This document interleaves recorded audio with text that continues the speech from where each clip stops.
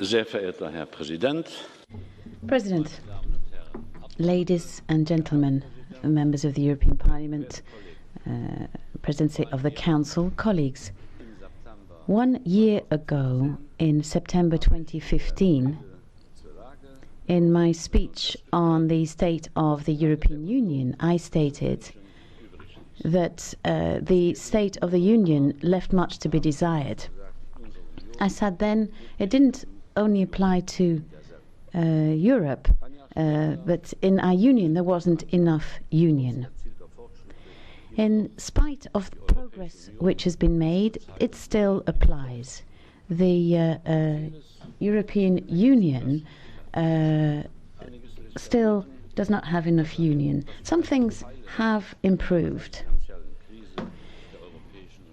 but others haven't, and this has something to do with the crisis in the European Union.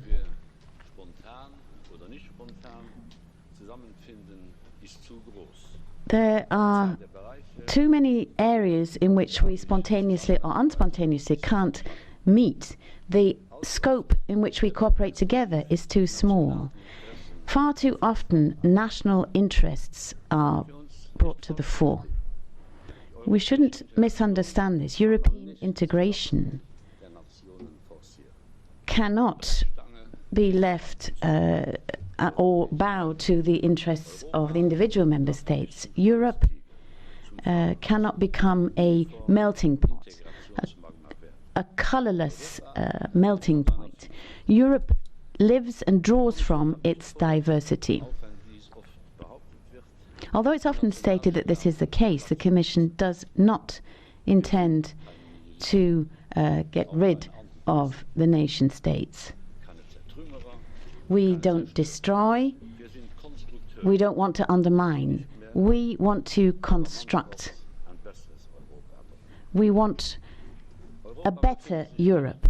Europe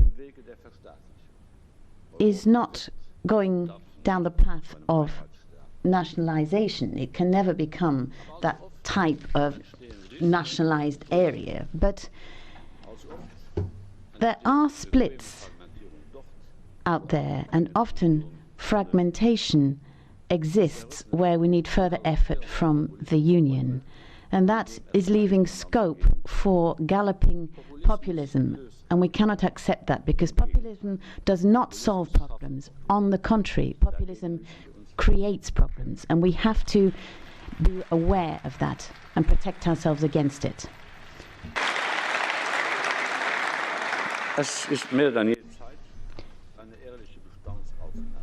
It's really high time, more than ever, that we really take a clear look at the situation.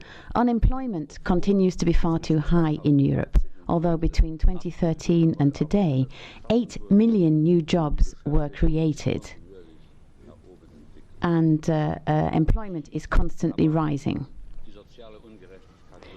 But social injustice continues, and that's why, very quickly, we have to get to work on the basis of social fairness and equity. We have to work on the energy side as well. Europe is not social enough. We have to make that clear.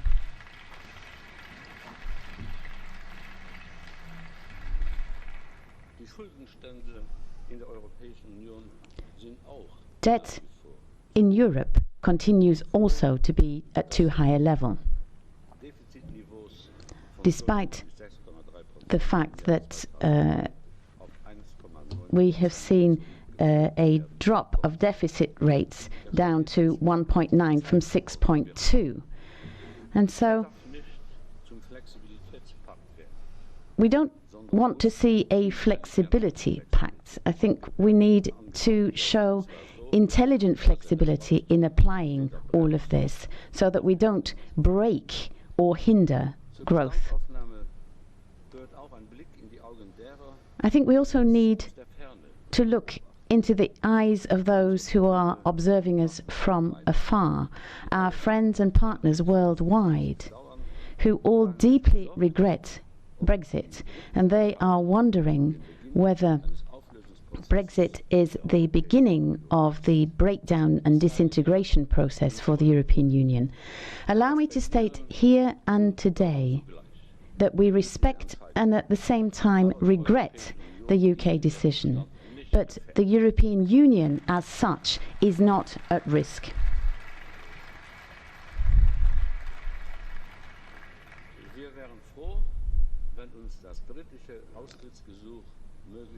And we would be happy if the request for Brexit could happen as quickly as possible so that we can take the specific steps which need to be taken. And so that our relations with the UK, which must remain on a friendly basis, can take a new shape. And that means that only those can have unlimited access to the internal market who accept that there will be free access for persons and goods. There can be no à la carte access to the single market.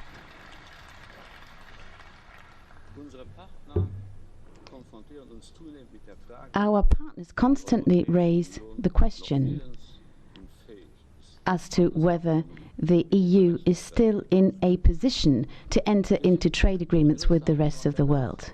We are the biggest trading area in the world. We have trade agreements with 140 countries worldwide.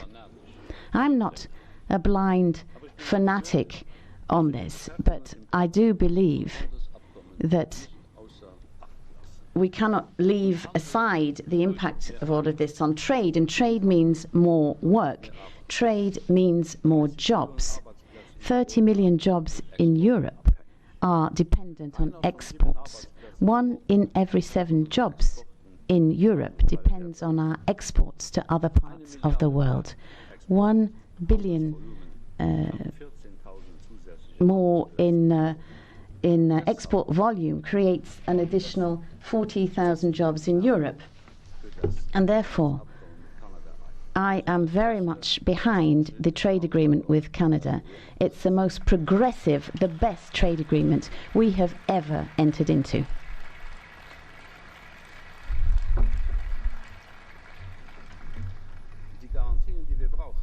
The guarantees that we need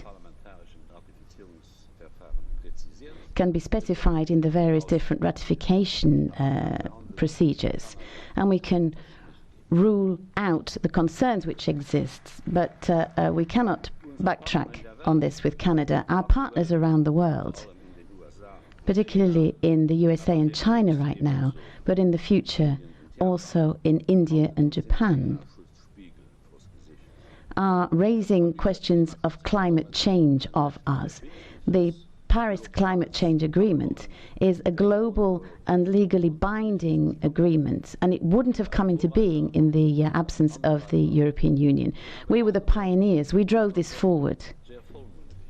And sometimes we also urged others quite forcibly to act. They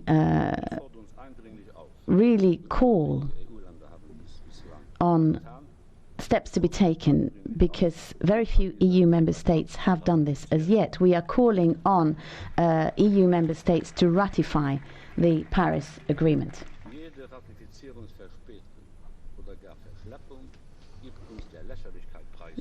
Basically, dragging our feet on ratification undermines our international credibility. It makes us look ridiculous. And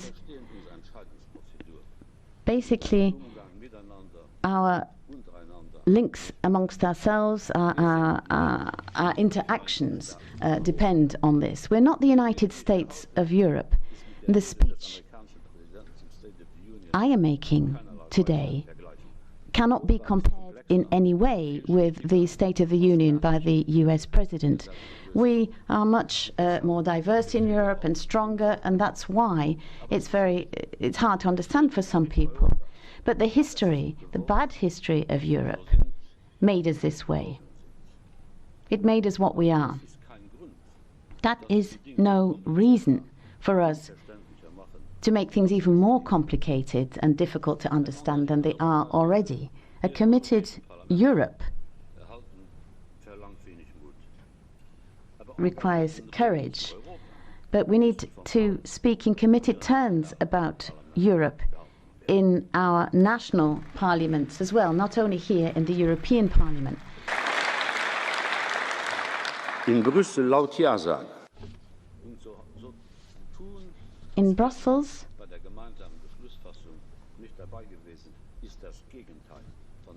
if we pretend that we weren't in there when joint decisions were taken, I think we'll be running counter to all logic and coherence. The citizens of Europe cannot be fooled any longer. We have to look them straight in the eyes. People in Europe don't want this petty envy between the various different institutions. The people expect of Europe that they see clear results, and the results which should be implemented in due time. Dear colleagues, I'm therefore proposing a positive agenda of concrete European actions for the next 12 months. Because I believe the next 12 months are decisive if we want to reunite our Union, if we want to overcome the divisions between East and West which have opened up in recent months, if we want to show that we can be fast and decisive on things that really matter, if we want to show to the world that Europe is still a force capable of joint action. We have to get to work. I sent a letter with this message to President Schulz and Prime Minister Fico this morning. The next 12 months are the crucial time to deliver a better Europe, a Europe that protects and preserves the European way of life, that empowers our citizens and defends at home and abroad, and a Europe that takes responsibility. I'm convinced the European way of life is something worth preserving.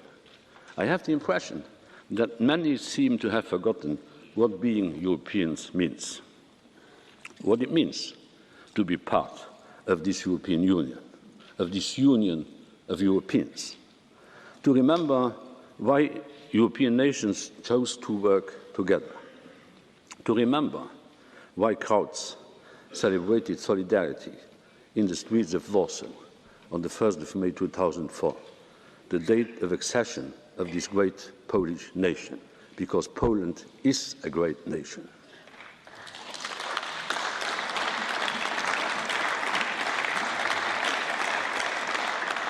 To remember why the European flag waved proudly in Lisboa or Porto, Madrid and Sevilla, welcoming the young democracies of Spain and Portugal in our sphere of solidarity and freedom.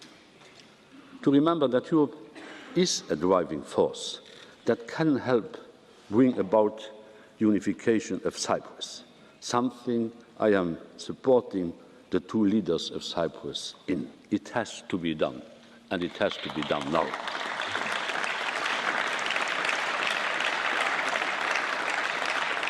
Above all, Europe means peace. It is no coincidence that the longest period of peace in written history in Europe started with the formation of the European communities. 70 years of lasting peace in Europe, in a world with 40 active armed conflicts which claim the lives of 200,000 people year after year. Of course, we still have our differences. Sometimes we fight, but we fight with words, and we settle our conflicts around the table, not in trenches.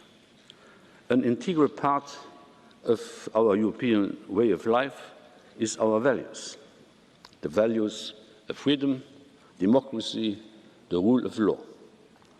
We Europeans can never accept, never, Polish workers being harassed, beaten up, or even murdered in the streets of Essex.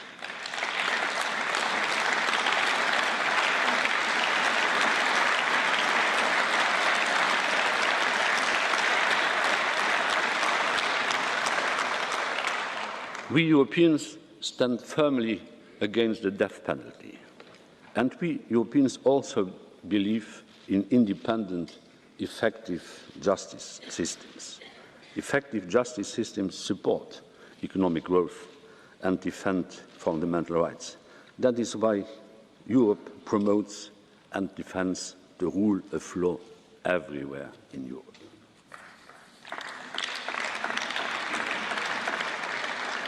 Being European means the right to have your personal data protected by strong European laws, because Europeans do not like drones overhead recording their every move, or companies stockpiling their every mouse click. This is why Parliament, Council and Commission agreed in May this year a common European data protection. In Europe, privacy matters.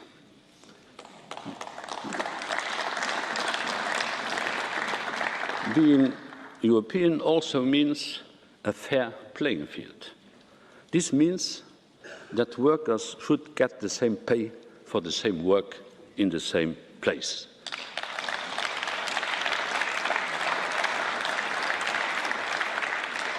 And this is why the Commission stands behind our proposal on the Posting Workers Directive. The internal market is not a place where workers can be exploited or subjected to lower social standards than others. Europe is not the Wild West, but a social market economy without social dumping.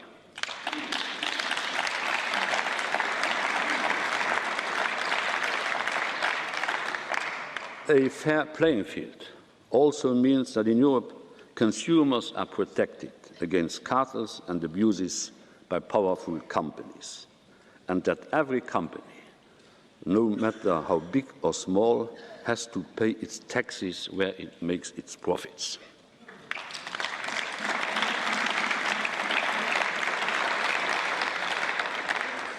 I was promising you that my Commission would fight against tax evasion, and many of you didn't believe me, but that's what we are doing. We are delivering. This Commission is delivering on the fight against tax evasion.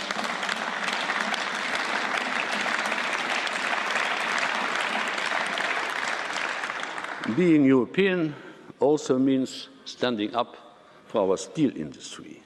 We already have 37 anti-dumping and anti-subsidy measures in place to protect our steel industry from unfair competition.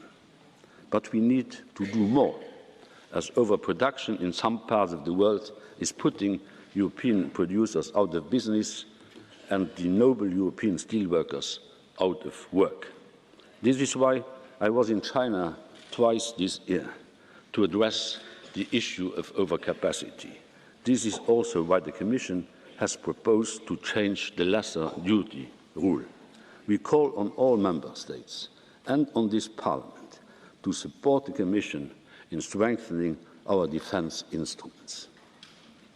We should not be naive free traders, but be able to respond as forcefully to dumping as the United States of America are doing.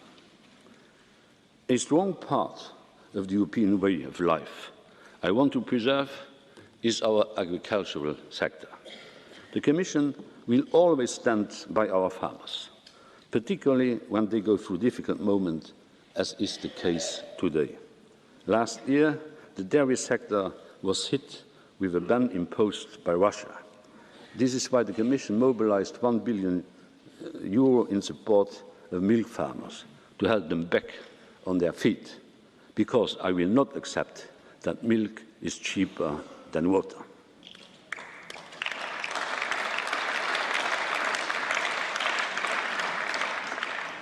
Being European, for most of us, also means the euro. During the global financial crisis, the euro stayed strong and protected us from even worse instability.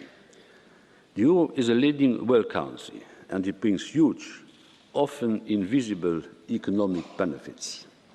Euro area countries saved €50 billion this year in interest payments, thanks to the European Central Bank's monetary policy. 50 billion extra that governments can and should invest into the economy, 50 billion that can be used for debt reduction. And, by the way, the 5 Presidents' report on the deepening of the euro area describes an ambition the Commission is still sticking to.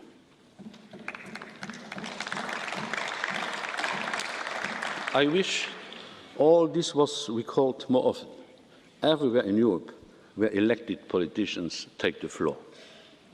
The European Union should not only preserve our European way of life, but empower those living it. We need to work for a Europe that empowers our citizens and our economy. And today, both have gone digital. Digital technologies and digital communications are going into every aspect of life. All they require is access to high-speed internet. We need to be connected. Our economy needs it. People need it. And we have to invest in that connectivity now. That is why today the Commission is proposing a reform for our European telecommunication markets. We want to create a new legal framework that attracts and enables investments in connectivity. Businesses should be able to plan their investments in Europe for the next 20 years. Because if Europeans invest in new networks and services, that is at least 1.3 million new jobs over the next decade. And connectivity should benefit everyone. That is why the Commission is proposing a fully deployed 5G across the European Union by 2025. This has the potential to create a further 2 million jobs in the European Union. Everyone benefiting from connectivity means that it should not matter where you live and how much you earn. So we propose today to equip every European village and every city with free wireless internet access around the main centres of public life by 2020. As the world goes digital, we have also to empower our artists and creators and protect their works. Artists and creators are our crown jewels. The creation of content is not a hobby, it is a profession. I want journalists, publishers, authors to be paid fairly for their work, whether it is made in studios or living rooms, whether it is disseminated offline or online, whether it is published via a copying machine or hyperlinked on the web. The overhaul of Europe's copyright rules we are proposing today does exactly that.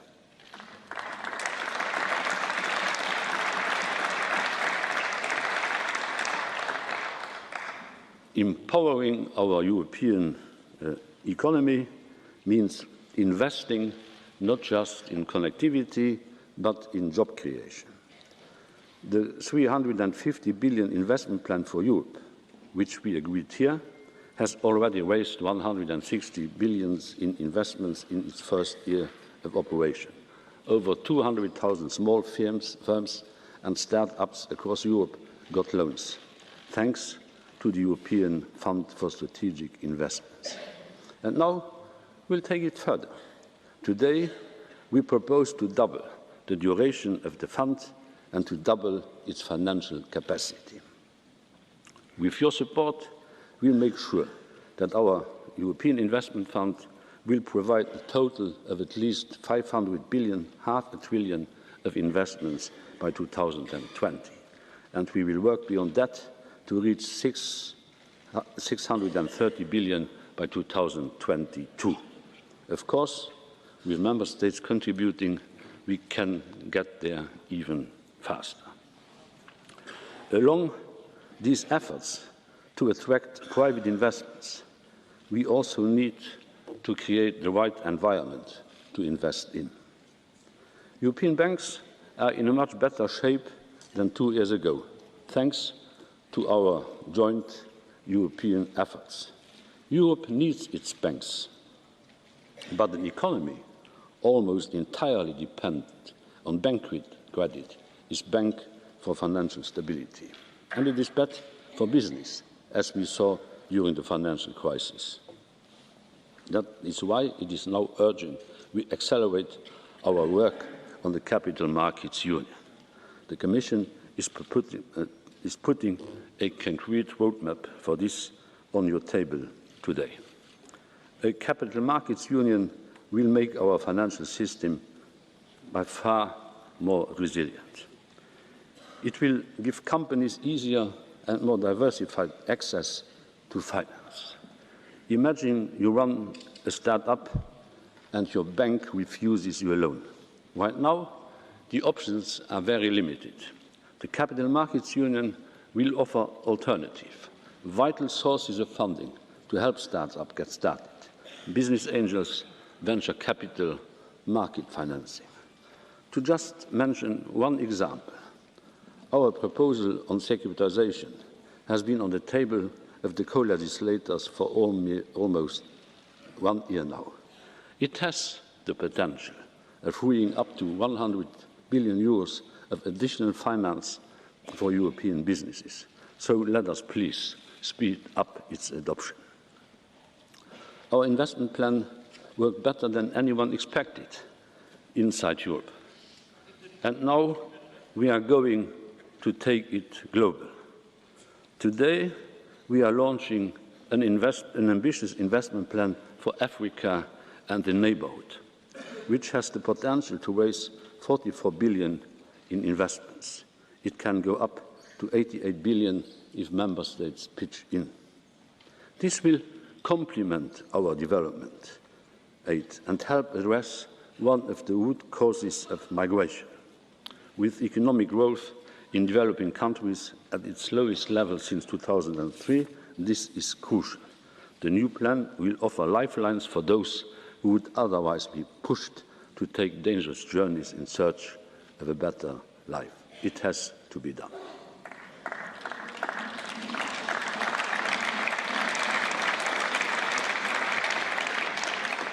As much as we invest in improving conditions abroad, we also need to invest in responding to humanitarian crisis back home.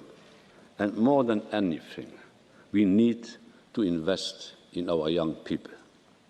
I cannot and will not accept that Europe is and remains the continent of youth unemployment. I cannot and will not accept that millennials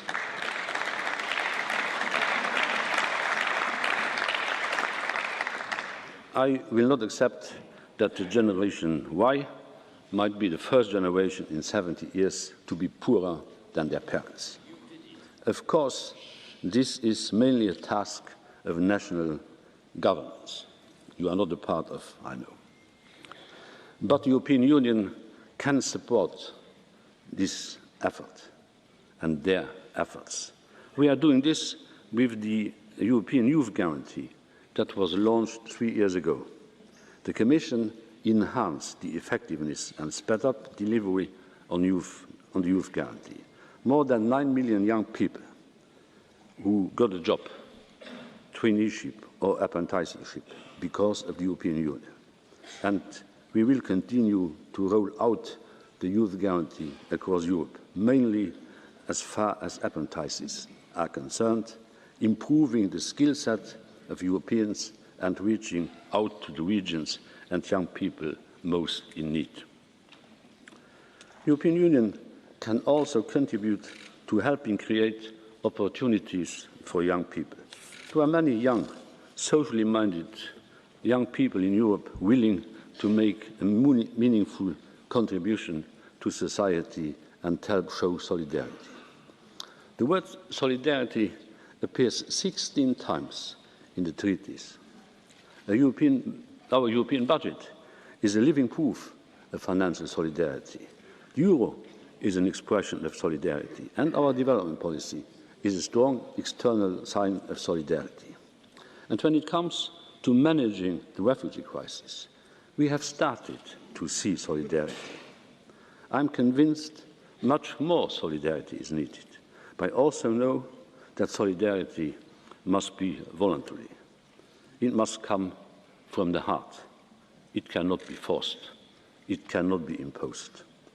I'm urging the Slovak presidency to bridge the divergences and differences between those who are reluctant to integrate refugees in their societies and those who are convinced, as I am, that a fair share in relocation and resettlement is of the essence.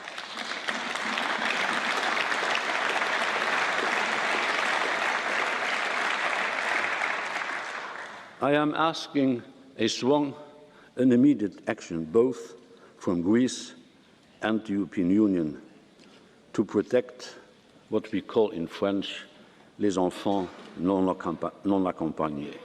Without protection of these children, the European Union is betraying its historic values. In the same spirit, the Commission is proposing today to set up a European Solidarity Corps. Young people across the European Union will be able to volunteer their help where it is needed most to respond to crisis situations like the refugee crisis or the recent earthquakes in Italy. I want this European Solidarity Corps up and running as soon as possible, and by 2020 to see the first 100,000 young Europeans taking part. By voluntarily joining the European Solidarity Corps, these young people will be able to develop their skills and get not only work, but also an invaluable human experience.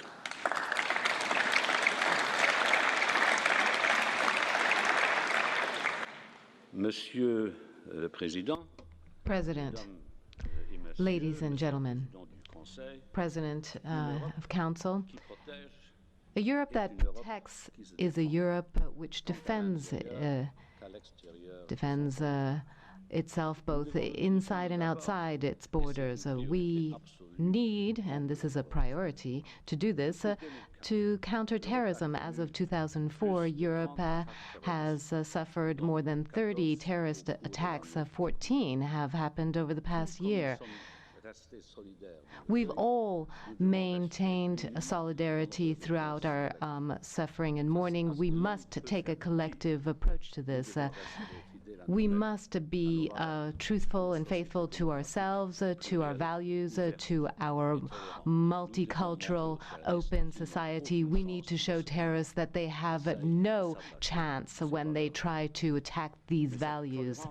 This tolerance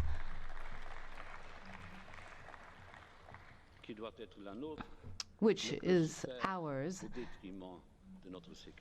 cannot fly in the face of our safety and security, and that's why the Commission, as at the outset, has given a priority to security. We have set up special systems for the return of fighters, and we are combating the financing of terrorism. We are using the internet to combat terrorist propaganda, and we are combating radicalization in prisons and elsewhere. But we still have a lot of work to do, and we must know which individuals are crossing our borders. And it is for this reason that we defend our borders with the new special Frontex agency. There are agents in Greece at the border with Turkey, and we have more than 100 agents in Bulgaria. The member states and the institutions must work closely in order to make sure that we can set up this new agency. I would like to see the deployment, as of October, of 200 border guards and 50 additional vehicles at the border with Bulgaria. We will also defend our borders in terms of those who cross our borders. We will be very strict as to who can cross the borders, and this is something that we are looking to implement by the end of the year. Anyone coming into the European Union or leaving the European Union will be registered, will have the date, the place, and the reason as to why the person is moving across borders. By November, we will be proposing a new information system, a travel information system, which will be automated. We will be able to determine who has the right to travel into Europe. And so in this way, we'll see who will be traveling into Europe before that person even arrives on our territory. The security of our borders also means that we have to give a priority to the exchange of information and intelligence.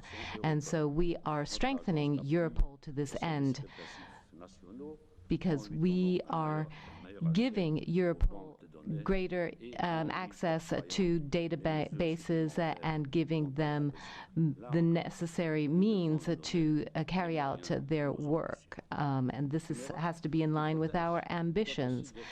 A Europe that protects also should protect outside its borders. The world is getting bigger every day, and Europe is getting smaller every day, demographically and economically. If we wish to maintain our influence in the world, it is obvious that we have to work together, and it is together that we will be able to face challenges. If Europe is proud of being a soft power, we have to admit that this is not sufficient in a world that is ever more dangerous. Let's look at the conflict in Syria as an example. The consequences for Europe of this conflict are immediate, but where is the Union? Where are the member states in the negotiations to try to solve this conflict?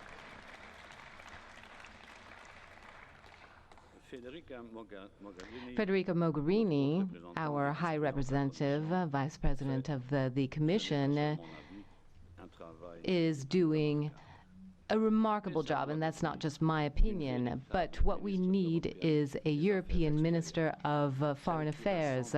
This is something that should be similar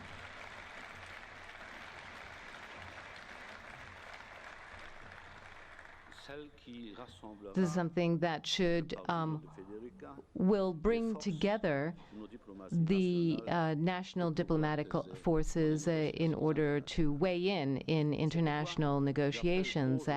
And this is why I'm asking for us to draw up a European strategy for Syria. Federica should have a seat at the negotiating table on the future of Syria. Europe, ladies and gentlemen, should be stronger, should take a stronger point of view in terms of our defense. We can no longer depend on the singular power of individual member states. Together, we have to make sure that we protect our interests. Over the past 10 years, we have participated in more than 30 military and civil missions carried out by the European Union. But we don't have a permanent structure, and without that, we're not able to work efficiently. We must have a European headquarters.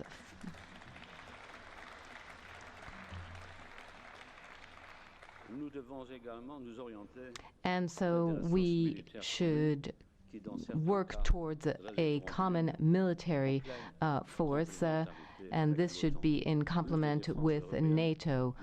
More European defense in Europe doesn't mean less transatlantic solidarity. From an economic point of view, bringing together our military resources could be clearly justified. We can use cooperation, and that is something which is very useful, because the lack of cooperation is something which is costing the European Union 20 to 100 billion a year. So we must do something in this area.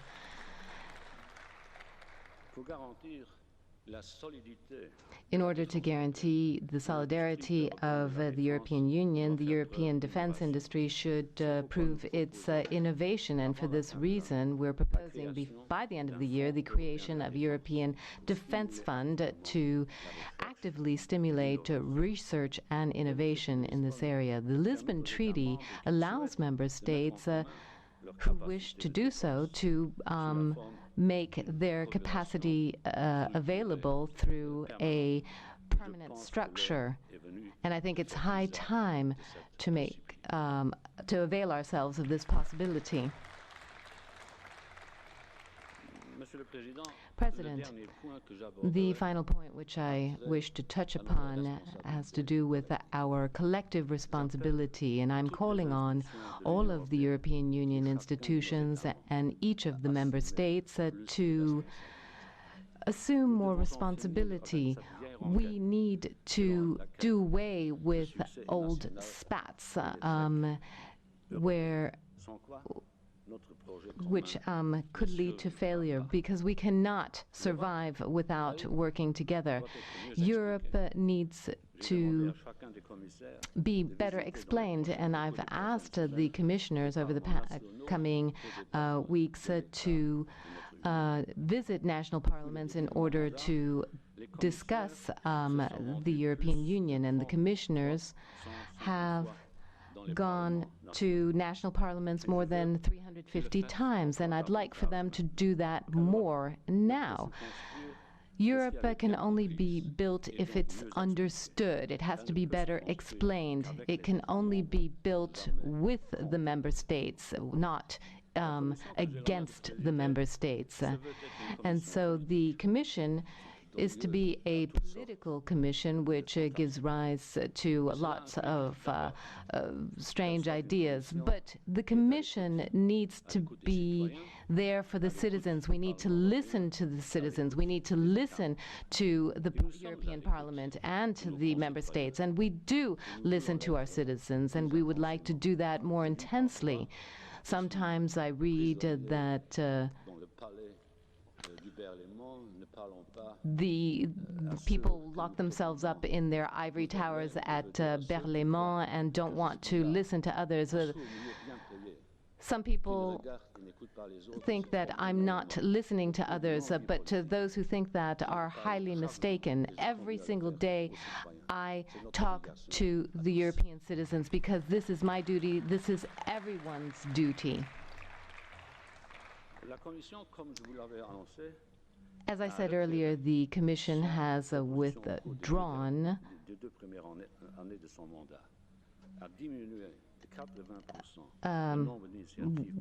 we have reduced the number of initiatives by 80%, and we are reviewing all of the legislation in effect, because we need to focus on the areas in which Europe can give us a true added value, and this is the only way in which we can make Europe a space of subsidiarity and solidarity.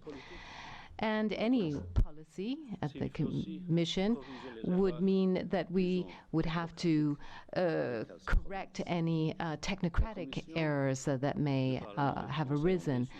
The Commission has done away with roaming charges for cell phones, and that's why we have done away with the roaming charges, and this is something that happened in the summer. And there were very good intentions behind doing away with the roaming charges. It was very good in terms of the technicalities, and as of next week you will see a new draft which is improved. When you travel in Europe with your mobile phone, you will be able to feel at home anywhere in Europe, thanks to these new roaming rules. Being responsible means that we have to take responsibility for our actions vis-à-vis our citizens, and that's why I would like to change this absurd rule that we have, whereby commissioners who stand for election have to give up their posts. The commissioners should not have to do this because this is not a rule that applies elsewhere. We must encourage the commissioners to be to live up to democracy and and our voting rights in Europe. And so, President, I'm as young as the European project, which is celebrating 60 years next year in March, maybe a little bit older. So I've experienced all of this. I've lived through this project, and I've dedicated my entire life to this. I've done this from personal conviction, and I have not hesitated. I believe in Europe and the stability in the continent and work and social progress. My father believed in this as well, and he knew how precious Europe was and how fragile it was, because he had to live through the war. He had to fight in the war against his own will and against the will of his country. And my father instilled in me these values. And what are we instilling in terms of values to our children? What is the heritage? Are we giving them? Is this a union that has forgotten its past, that has no vision for the future? Ladies and gentlemen, our children deserve better. They deserve a Europe which preserves their way of life, which champions that way of life and protects it. And so it's high time for us, the citizens and the institutions, the governments, to all take their responsibility to build that Europe and to build it together. Yes, I know that there are certain debates when we talk about the future of Europe. There are some Pollyanna optimists, and then there are the pessimists who counter everything. But I think that that Europe has a mission at home and in the world. But you have the pessimism, which only looks at the faults, and then you have the rosy view. Between that, you have the resolve of those who will not give up, who will work in the spirit of creating something for future generations. And that is the resolve of those who came before us. And I'm calling on us to have resolve so that we can get over our differences. History will not remember our names. We will be remembered by the force of our resolve and our convictions. And so this needs to be integrated. History will not remember us. History will remember our mistakes and will make us responsible for what we do in this generation. Thank you.